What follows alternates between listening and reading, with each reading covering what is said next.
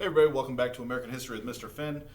We are going to jump right into it today. we have been talking about the war in Europe that has been going on.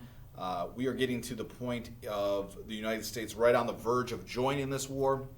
By the time we get to 1917, which, if just to start, if you remember, we're looking at 1914 to 1918. So if you ever hear about World War I, understand this: the United States of America doesn't even enter the war until 1917.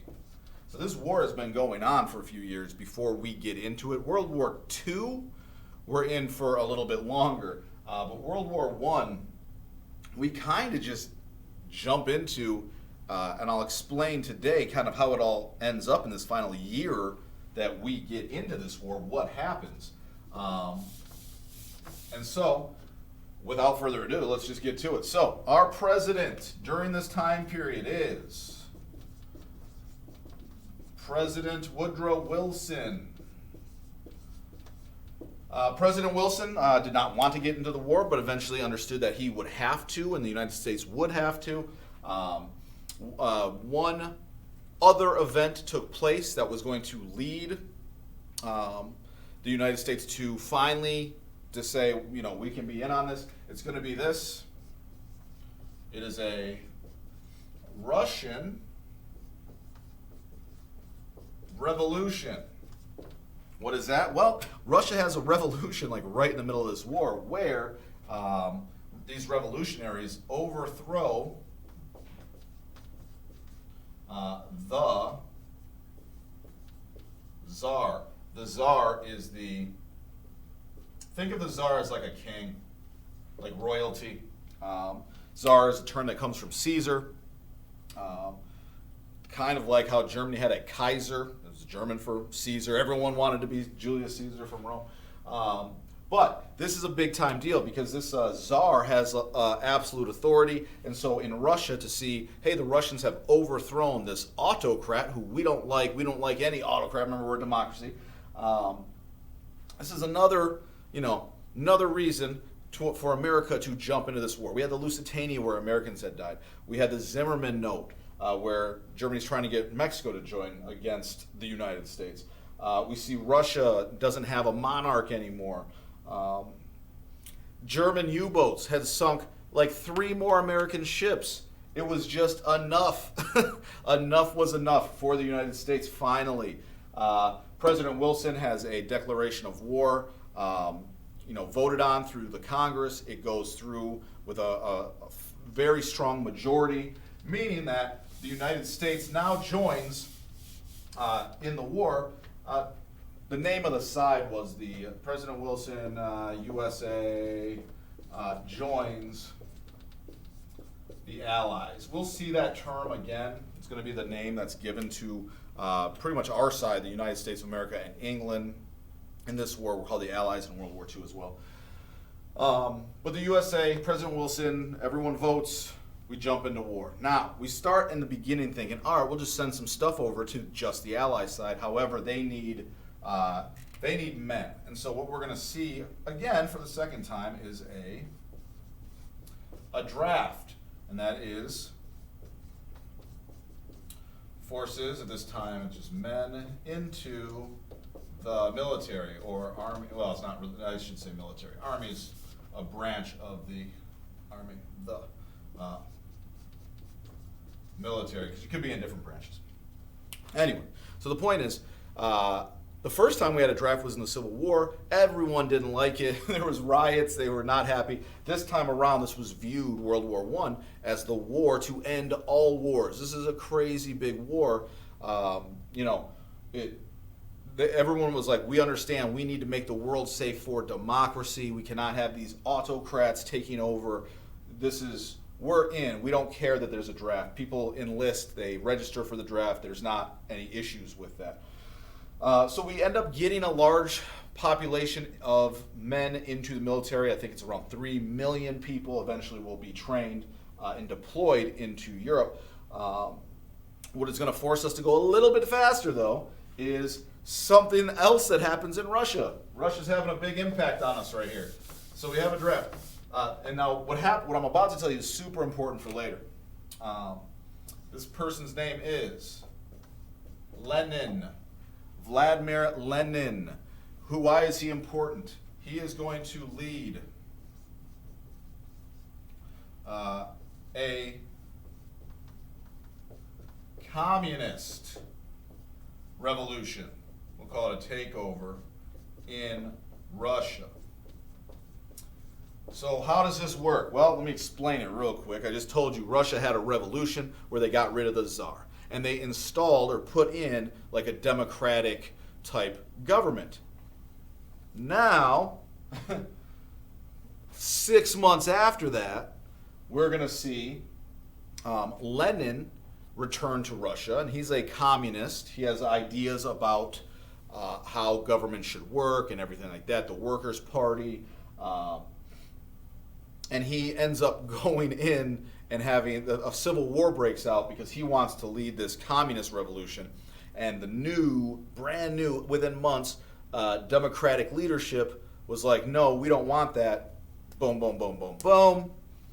Russia's having a civil war right in the middle of world war. Like, Russia is a mess, right? Russia had lost millions of people to this war. Like, 2 million people were sick and wounded. They had lost 2 million people in soldiers and dying. So, like, Russia is a mess during World War I. And so Lenin has this takeover. Eventually, Russia is going to, and this is a big problem, this is what's going to speed us up. Because of all this, Russia makes peace with Germany. It's a big thing.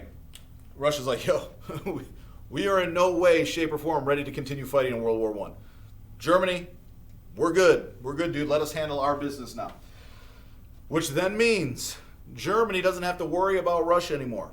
It can go and turn all of its attention right to France, where it had like gotten close to Paris, but had not been able to take over France. So they just put all of their effort into just being like, let's just knock France out now. Let's win this war.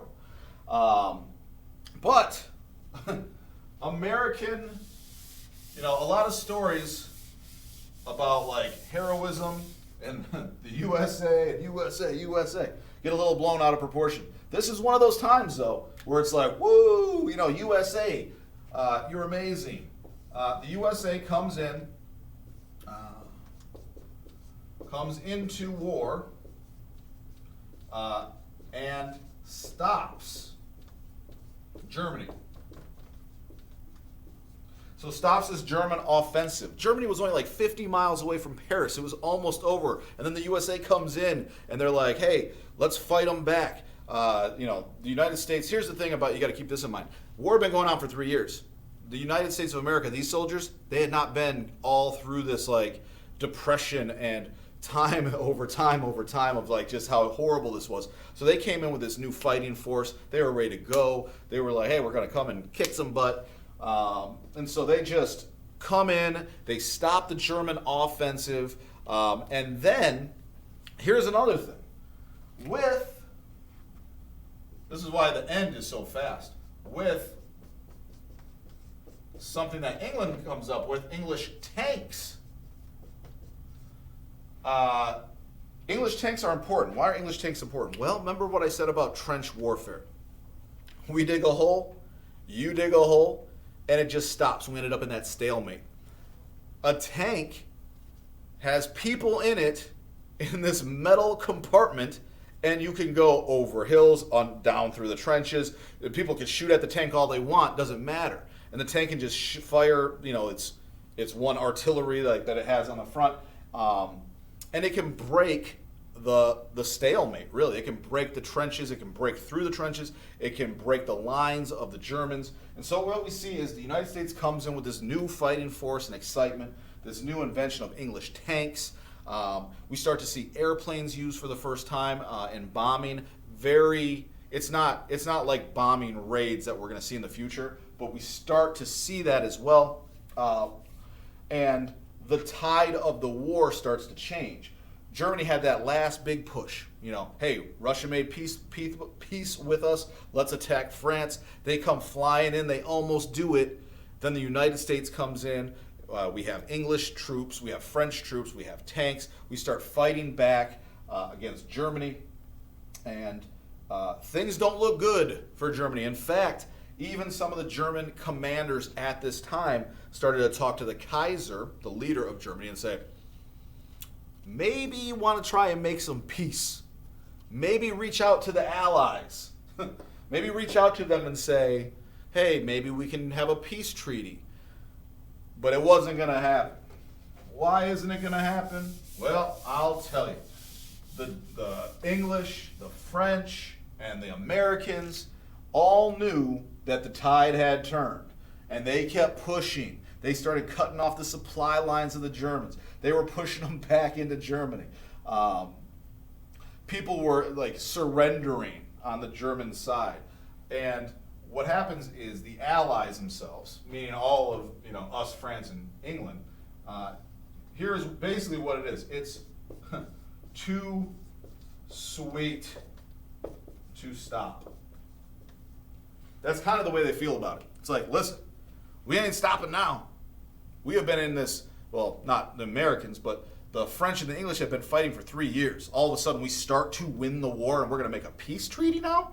No way. It's like, this is too nice. This is too sweet. We are winning. We're pushing you back. We want surrender. We're not having a treaty. You're not going to get anything out of this. We are going to win. You are going to surrender, and that's going to be the way it goes. And so there was no peace treaty to be made. There was no deals. Germany could not say like, all right, shake, peace. We get to do this. You get to do this. We'll take this area. You take this area and whatever. No. The Allies were going to win. The Allies knew they were going to win. They were going to make it rough on Germany, and they were going to destroy Germany. That was their feeling. That's why there was no peace treaty. I want to just make sure I don't miss any major points. No, I mean that's literally right there what happens. The Americans. Let me give you the end of it. When was the final date? Let me just see here. I have it right here. Ceasefire and armistice. Should give you that term. An armistice is a cease fire. So the armistice or the ceasefire, the end of this war, is going to be in November. I think it was November 11th. Don't worry about that. 1918. So the United States is really in this war for one time. And after this armistice, if we look at the damages that the U.S.A. has, U.S.A. loses 50,000 men,